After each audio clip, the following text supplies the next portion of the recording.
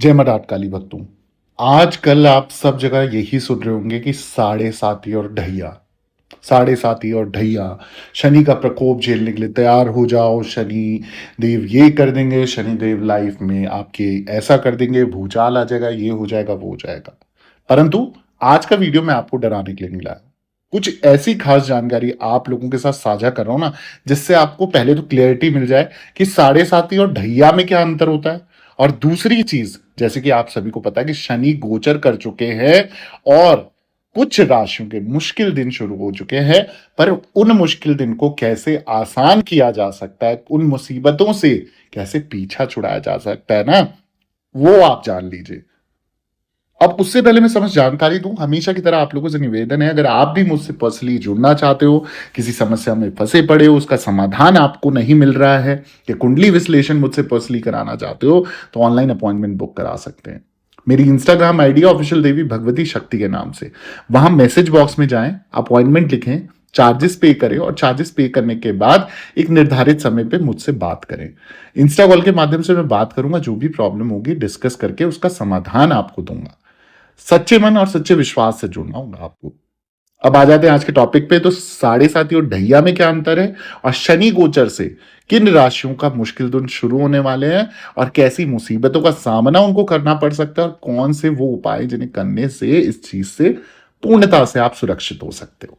आप सभी को पता है, न्याय के देवता शनि का गोचर करके मीन राशि में प्रवेश करना सभी लोगों के जीवन पर असर डालेगा, लेकिन 5 राशियों पर इसका प्रभाव सबसे ज्यादा होगा, क्योंकि इन राशि पर शनि की साढ़े साती और ढैया शुरू हो गई है।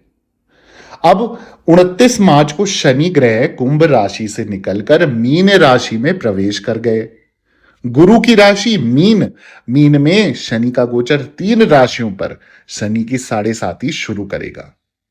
वहीं 2 राशियों पर शनि की ढैया शुरू होने वाली है। के साथ ही मैं आपको बता दूं कि एक राशि से साढ़े साती खत्म होगी और 2 राशियों पर से ढैया का प्रभाव समाप्त होगा। तो अब होगा, ये बोलते हैं जैसे शनिदेव हमारे कर्मों के जो है वो जज हैं, तो वो जज की उपाधि में बैठे हैं, और वो कहीं ना कहीं न्याय अन्याय को जांच परख कर उस इंसान के साथ उस तरीके का व्यवहार करते हैं, और कहीं ना कहीं उसको न्याय देना है या अन्याय देना है वो उन्हीं के हाथ में है, क्योंकि उनको न्याय का देवता और कर्मों का हिसाब करने वाला देव माना जाता है, ग्रह माना जाता है। शनि देव जो है ना, शनि न्याय के देवता है, जातक के कर्मों के हिसाब से फल देते हैं। इसलिए जब शनि की महादशा साढ़े साती या ढैया रहे तो कोई गलत काम नहीं करना चाहिए, ना ही ऐसे काम करने चाहिए जो शनिदेव को नापसंद हो, वरना शनिदेव दंड देते ही देते हैं। अब मैं आपको बता दूं, 29 मार्च से शनि के मीन राशि में प्रवेश करते ही मेष राशि पर शनि की साढ़े साती शुरू हो गई है। मेष राशि पर साढ़े साती का पहला चरण रहेगा और मीन राशि पर साढ़े साती का दूसरा चरण रहेगा। वहीं कुंभ राशि पर साढ़े साती का तीसरा चरण रहेगा। इसके अलावा सिंह राशि और धनु राशि पर ढैया रहेगी। इन लोगों को कई मोर्चों पर संघर्ष करना पड़ेगा, तो आप लोगों को खासकर ध्यान रखना है। जिन भी जातकों की राशि मेष है, मीन है, कुंभ है, सिंह है, धनु है, आप खास करके ध्यान रखेंगे इस समय पर। शनि का मीन में गोचर मकर राशि वालों को साढ़े साती से मुक्ति दिलाएगा। अब कौन कौन मुक्त हो रहे साढ़े साती और ढैया से, ये भी बता देता हूं। तो शनि का जब मीन राशि में गोचर होता है ना, तो फिर मकर राशि वालों की साढ़े साती खत्म हो गई।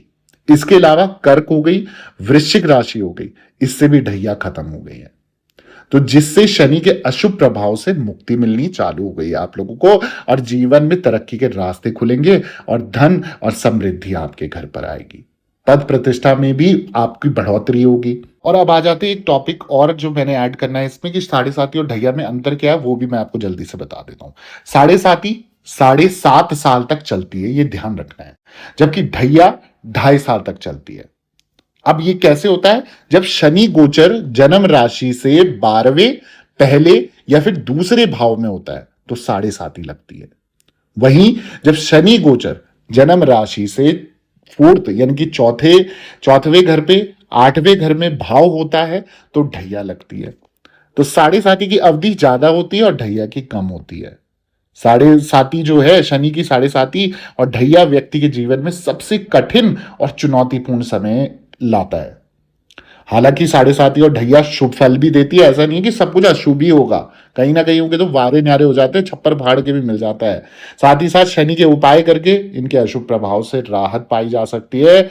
वरना शनि की साढ़े साती और ढैया मानसिक तनाव, बीमारियां, पैसों की तंगी, रिश्तों में समस्या जैसी कई सारी परेशानियां आपके आगे खड़ी कर देती है।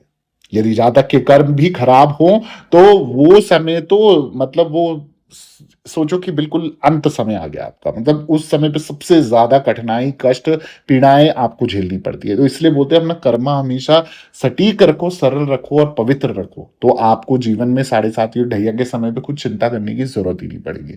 बाकी पीपल के पेड़ में शनि प्रत्येक शनिवार सूरज ढलने के बाद आप एक दिया प्रज्वलित जरूर करें सरसों के तेल का। सामग्री आप एक दिन पहले लेके रखें और तब उस पर प्रज्वलित करें। ठीक है, तो इस तरीके से आप शनिदेव का बीज मंत्र भी जाप कर सकते हो रोज शाम को। मैं आशा करता हूँ ये जानकारी आपको अच्छी लगी होगी। अगर आप चाहते हो मैं ऐसे और वीडियोस लाऊं तो प्लीज प्लीज प्लीज मेरे चैनल को सब्सक्राइब कर दीजिए, वीडियो को लाइक कर दीजिए, जरूरतमंद लोगों के साथ शेयर करना ना भूलें और कमेंट में जय शनिदेव, जय माता दी जरूर लिखें। दरबार से बने रहें। सभी भक्तों को जय माता दी, जय मां डाट काली।